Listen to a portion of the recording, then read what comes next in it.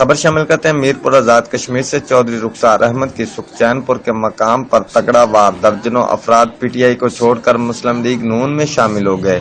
چودھری رخسار نے کہا کہ کھڑی کے لوگوں جتنے میں نے تعمیر و ترقی کے کام کیے ہیں، پورے آزاد کشمیر میں اتنے کام کسی نے نہیں کروائے۔ ملک زاہد، آفتاب شاہ، مرزا الیاس، راجہ بشیر، ملک الیاس اور دیگر مقررین نے خطاب کیا۔